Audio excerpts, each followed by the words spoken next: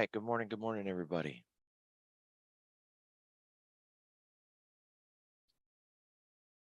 So we're not doing too bad. Green around the world. We've got a little bit of red in the small caps, and the Dow, the S&P, the NASDAQ is basically flat. But as we look out around the world, the UK up 0.5%, Europe a little more than 1/4, and Hong Kong really close to flat. Japan not much worse either. So stabilization, I would say. It's not any form of irrational exuberance or, what the Bloomberg says, the animal spirits kind of thing. It's more of just kind of holding the line and maybe staying cautious against whether or not we've seen the worst of this bond crisis.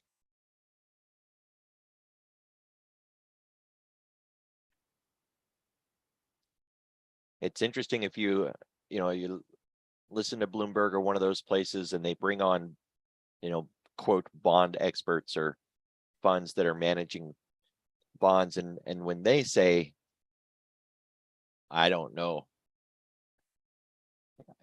when they say things like, we're not sure, we're cautious, we're going to just wait and see, it's a massacre, we don't have any guidance, that ought to give you a little bit of insight about how bad things are out there right now. Even the experts don't know, which, maybe sometimes we can argue that some of their experts couldn't get their way out of a wet bag, but either way. What we got on the docket for today is more jobs data.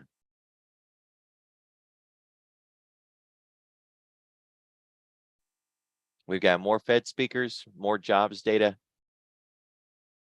And for the most part, this shouldn't be too bad, right? You should get done pretty early in the day and have the opportunity for a 0 day through the afternoon. If we look at FX Street, we can see that there's no massive projections, nothing the dark red. So we got some medium and some light warning impact. I think we can deal with that. Tonight, we are going to get some data out of Japan. Always keep a close eye on what's happening over there.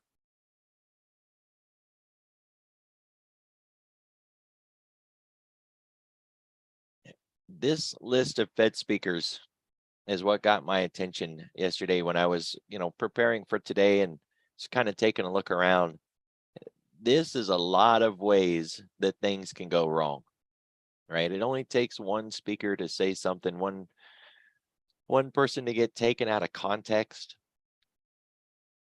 and the market can take a knee-jerk reaction. Over in Europe last year, they had that gilts blowout, right? And that was just all from a newly elected leader hypothesizing or suggesting in the future that she might want to do something different. And it was taken out of context and boom, there goes the gilt. So,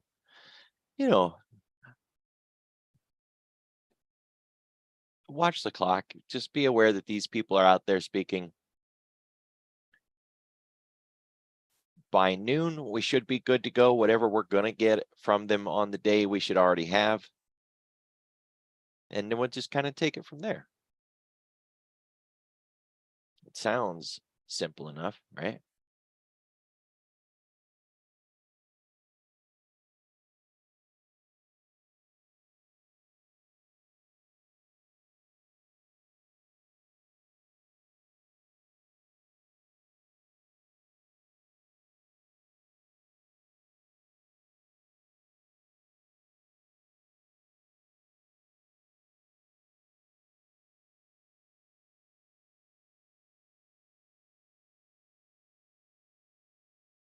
We do have additional auctions today too, 11 and 11:30, but nothing for the 1 o'clock auction, which kind of reiterates the same thing.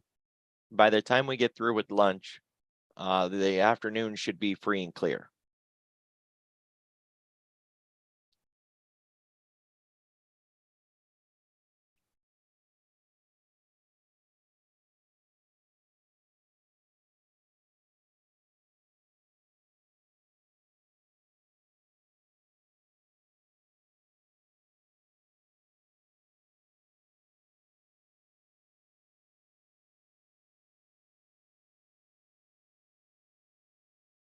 Just wanted to highlight this move in oil.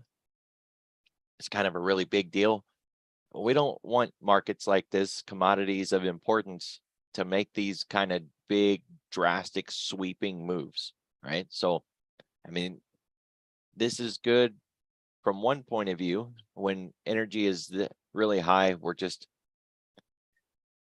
anticipating, that higher interest rates, higher inflation, higher everything, higher cost of goods and services and manufacturing, and just higher everything. So seeing this come down a little bit obviously is a good thing, but moderation, right? We don't want anything moving really fast, and that is a fast move in energy. Oddly enough, or maybe not odd isn't the right word, but we got a Busby forming, so we'll see if it plays out. When it comes to a Busby, it's not the exact pivot points that matter. It's what the Busby is telling us. And if you haven't run across that phrase before, what's a Busby? Go through the textbooks. They'll use this phrase that markets that are in resistance in a range, when they break out, very often will come back and test that old resistance as a new support. It's something I'm sure you've heard at some point.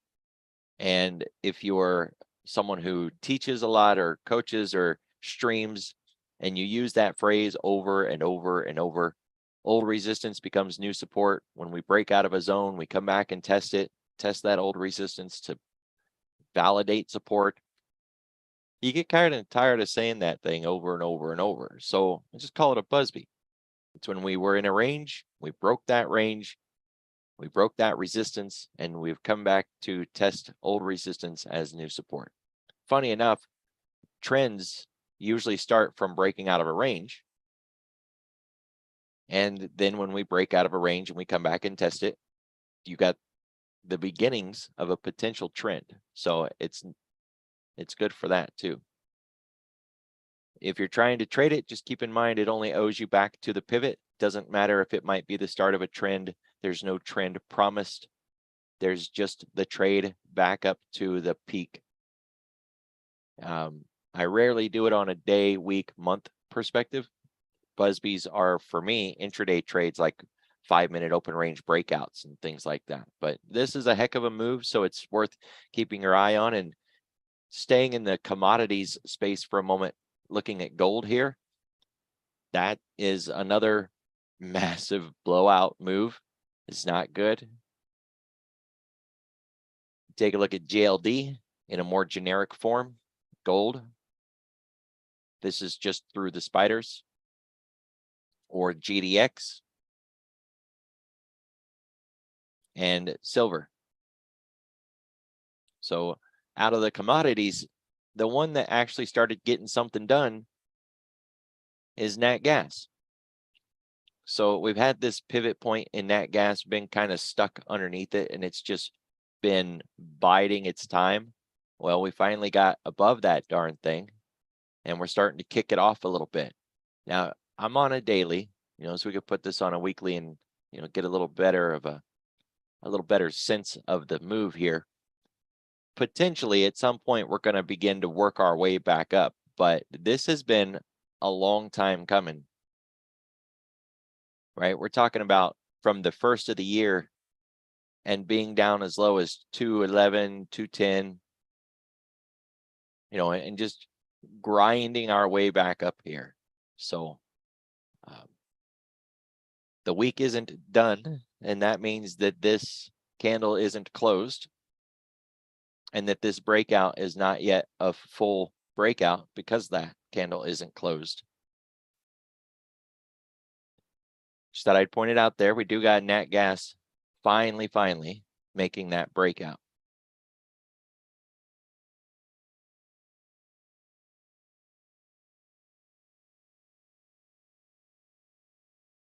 US dollar Japan continues to stay red and down a little bit off of that 150.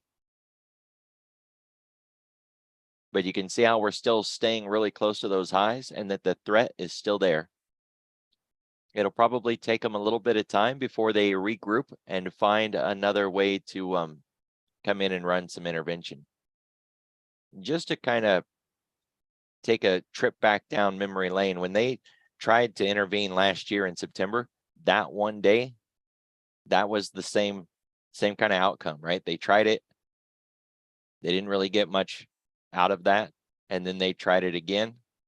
And that's the one that stuck, right? And that was on the 21st of October. So if you want to go back and look at what happened in the Dixie, the 10-year, the S&P, that would be the day that you would want to look for, because it is coming, right? So the more you can understand about what that intervention is going to look like and the way that you can trade it, the S&P moved more than 1.5% in like an hour to an hour and a half. So it's worth taking a real good look at what's coming, because that'll be one heck of a trade, right?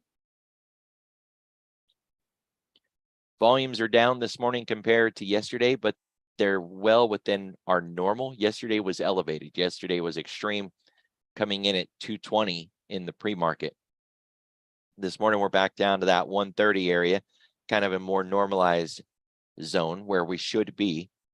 There's no market maker move, so they're not hedging anything in the front end. We're back above VWAP, still underneath the weekly pivot point. Right now, so far, we've got an MDP, but just barely. So we got this pivot point right below us. It's basically laying on the previous week's low, because we've got an inside week breakout that we're now just coming back inside of. So we're just coming back inside last week's range. Those two are overlapping each other. Look at it like this. If we break our own Globex low this morning and continue heading to the downside, we will have yet again broke back outside of last week's candle, and we would be below our own daily pivot point.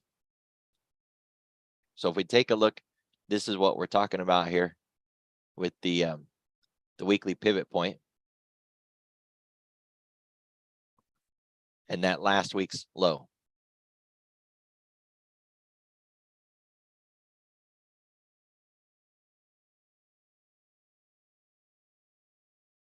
Now, since we're here on the weekly anyways, you can see that we've got some moving averages overhead to deal with. We got the 20 and the 10, and we made contact with the 50-week underneath us. So any move back up is going to have to fight through that 10 and the 20.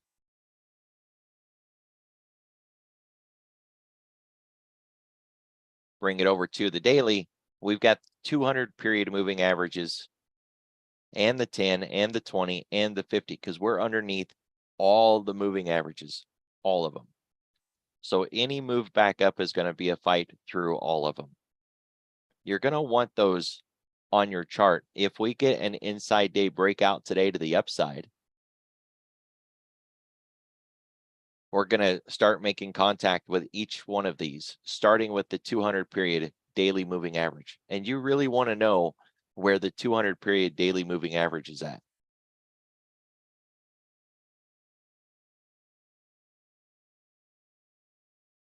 When we first came into contact with it about 2 weeks ago, you can see where it provided a floor on the market that day. Now there was a voodoo line too, and it had a lot of reasons after making such an extreme move to the downside to pause that move, including expected move and range. So it wasn't like the 200 was the only thing that stopped this market. It was just a part of it.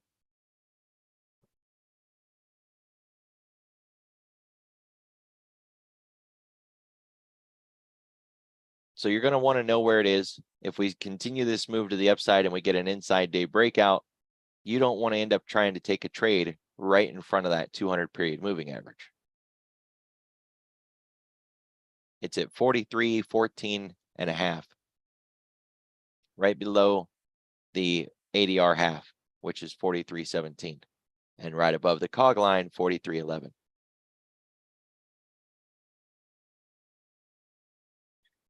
10-day, 30-minute volume profile. When we're at the highs, we expect to go to the lows. And when we're at the lows, we expect to go to the highs.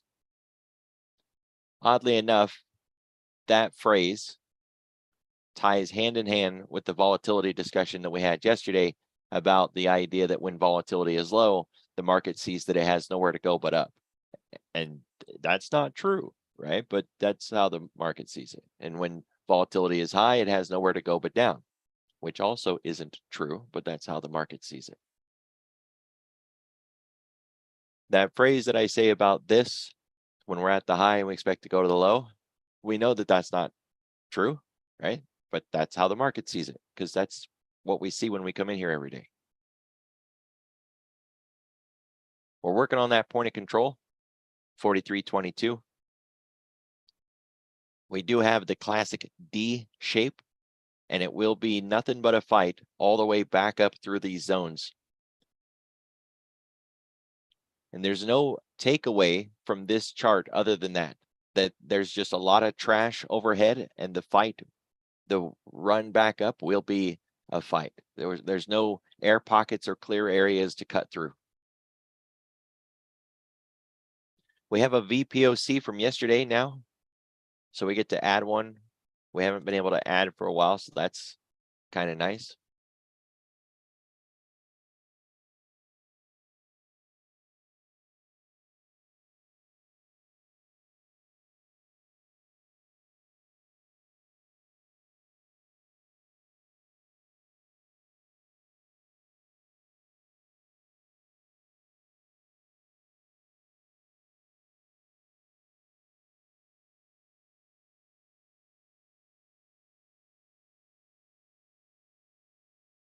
$42.74, basically, if we round a little bit.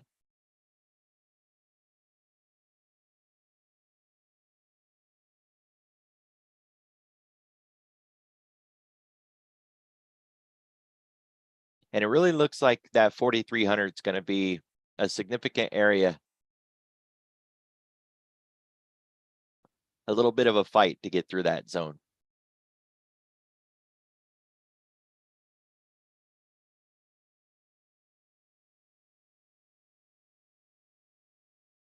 All right, looking at things for the week.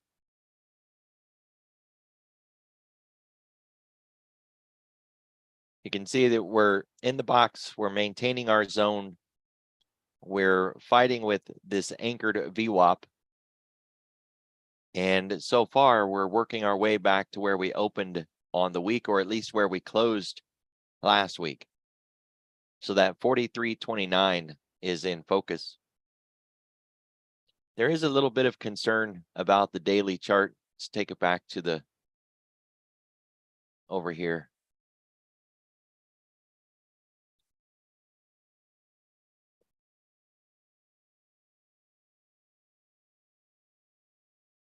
If we're going to do any sort of work through the zone today, one thing we want to do is measure the closest big candle.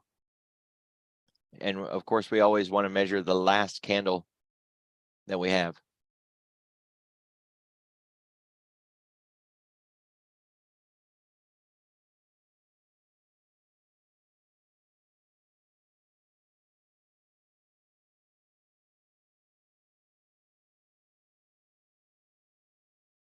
So 43.04. And then it's pretty open to 43.35, 43.38, that whole area. I would knock it out as a zone. Just put in like a red box. That's going to be the next area of real struggle. But holding above this 50% mark, that 42.93.5 that we talked about yesterday, is the start of all of this for this turnaround that we're all hoping to see. Right? Because otherwise, if we go and into the past here a little bit, and we look at the same situation that we had on the last big candle, so that was our last big one. A couple days later, we're struggling around that 50%. Can't seem to get a close above it. Market cuts, continues going to the downside. So bring that up to where we are now. Another big candle. We were staying underneath that level. We're working on getting above it now. But this day doesn't count yet because this day hasn't closed yet. So this green candle with this push up and push through, until we get a candle close above, it doesn't count. We had the same thing yesterday, right? When we got through that zone and we weren't able to keep it and we closed back below it. So this is a really important level to keep our eye on, that 42.93.5. We need to close above that level, just like we needed it back here. Because if we can't get it, the market will just leg down into the next zone.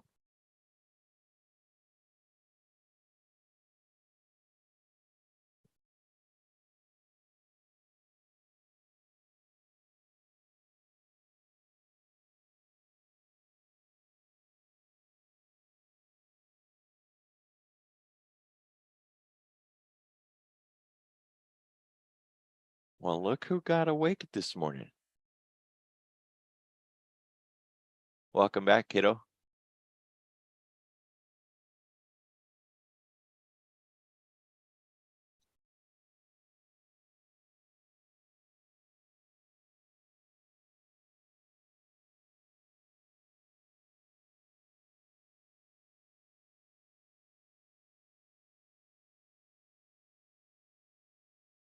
All right, taking a look at what's going on out there. Airlines are getting a little bit of attention.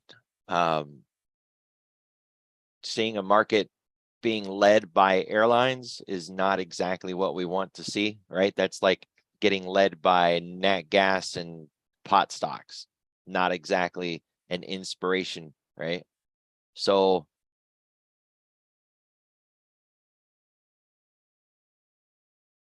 we need something better than airlines. We've got pot stocks, nat gas, and airlines, and that's it. We don't even have emerging markets or the China constituents, nothing like that. To the downside, USO, well, actually, it's energy in a lot of different forms. Energy exploration, just broad-based energy XLE, more crude stuff with like USO. It's across the board. Now, I'm not seeing solar in that list yet, but that doesn't necessarily mean that solar isn't down. It just doesn't get a lot of flows in the pre-market a lot of times anyways.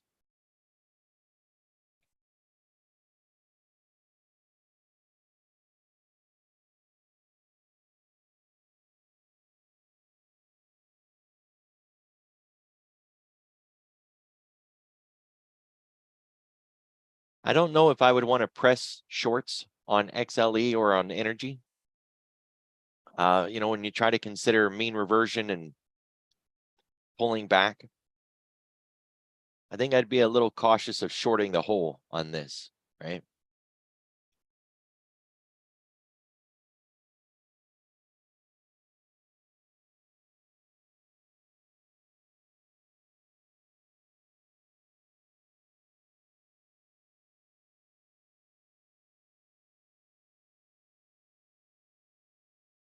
All right, so we got XLE here as the ETF. These are the names that are in that thing weighted up. A lot of these just don't have good options, right? Like a lot of these don't have good options.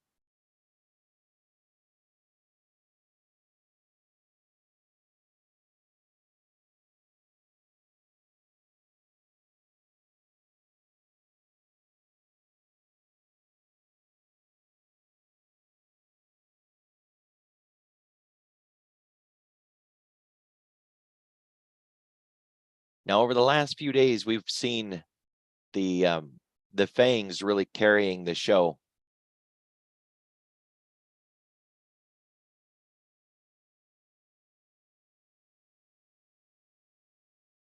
And yesterday, we started to get some help again from the financials.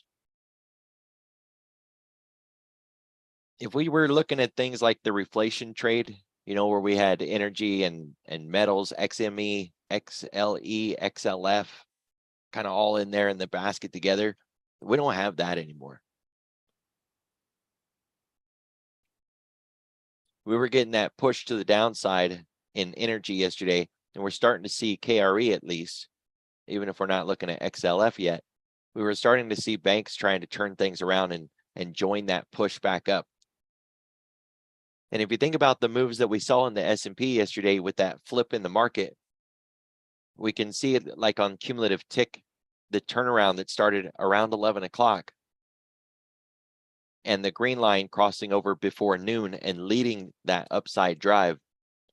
We had finance and big tech working together.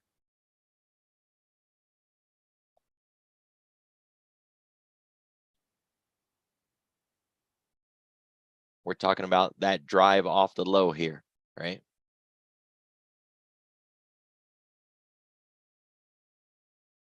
So it wasn't enough to keep things going, kind of faded off anyways. But that broader market participation is what we got to have, right? The FANGs can't do all the work by itself.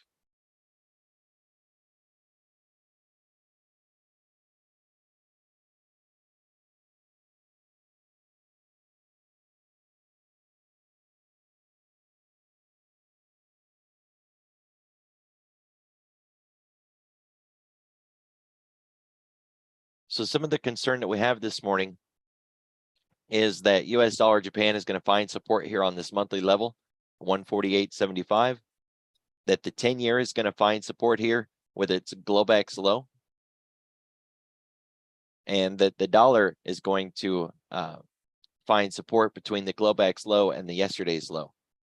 Because if the three of these combined find that support and just hold the line, that's going to make it rough on us.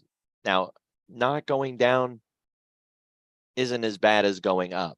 So if it finds support and it just kind of hangs out, okay, I mean, you know, that's going to make it a little rough, but we can still see a rally. But if these things on the bottom, these three, find support and start to rally, there's not going to be a move in the S&P to the upside, right? It's going to shut that down. Now, there has been some decoupling going on between moves in the S&P and moves in the dollar, or the S&P and the 10-year, things that we would expect to see happen that haven't happened in the last few days, right? But with the intervention going on in Taiwan and the intervention going on in Japan and other nations too, and we got 10 years blowing out all around the world, you're going to very likely continue to see this decoupling effect. And it's been a good run, you know, where we've been able to watch the S&P, trade the S&P based on these confirming signals in the 10-year and the dollar and US dollar Japan. But that kind of stuff doesn't last forever. You know, last year we had some really great months with the dollar, with the Dixie. You know, that thing would just make one tick move in a direction, and we were able to, you know, really capitalize on those opportunities. But it didn't last. You know, none of it lasts. So don't lean so heavy into these correlations. Look at them more as zones and areas rather than tick by tick movement when we see the dollar moving up or the 10-year moving up, because that upward or downward movement by itself right now isn't enough. The decoupling is starting to spread out a little bit. Now it's going to be areas of, if it's above this zone, it's risk on, or if it's above this level, it's risk off. It's going to be more like that until things either recouple or just completely break and we start looking for something else.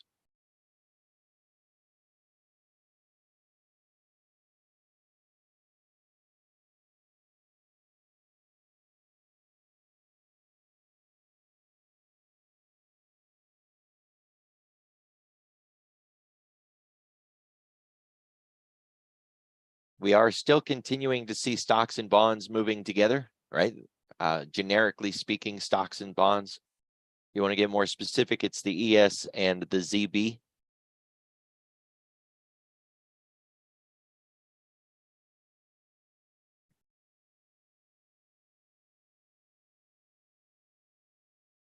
So I'm not saying don't watch these charts, just don't lean so heavily into the correlation where when one moves, we expect an immediate reaction out of the others.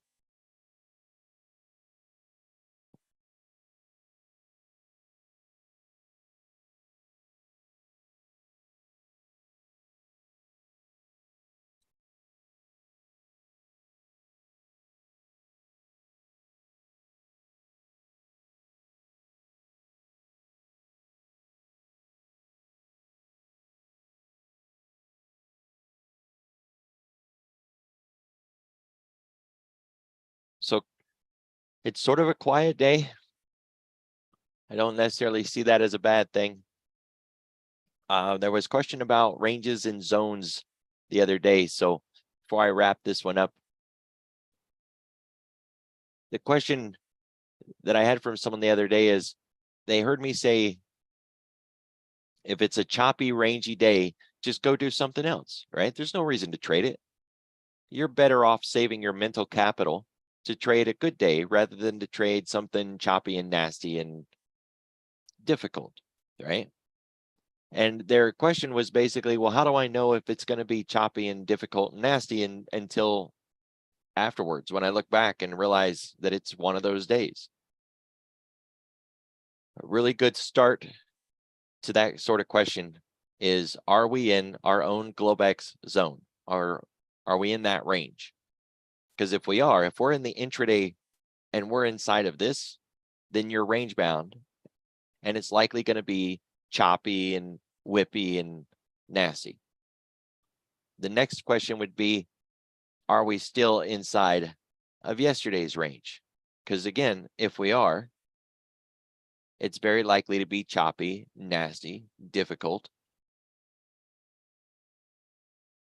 So those two zones alone can really help you answer that question when we're in the regular trading hours. And look, I'm not saying you shouldn't trade it, just that if you're losing more often than you win, and you're already struggling to be profitable, don't do the hard stuff. Do the easy stuff. Grow the account out with easy trades, or I hate that word, easier trades, right? The goal or the idea is to avoid trading something that looks like that, right?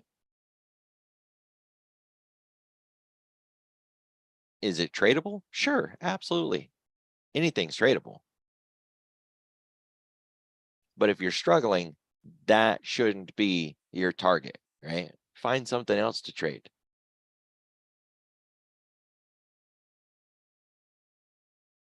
And there are days where we are inside of the previous day's range, or we are inside a Globex, and yet we still have nice price action like we did here.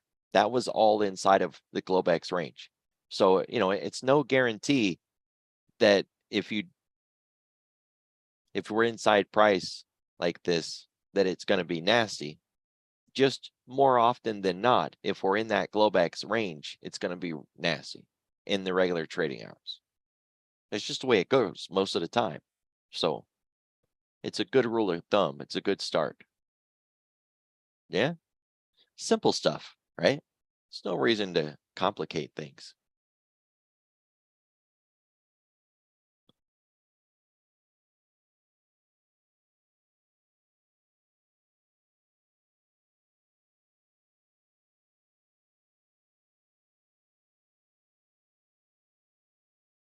And that's what I got. We got nothing else here. Watch the clock.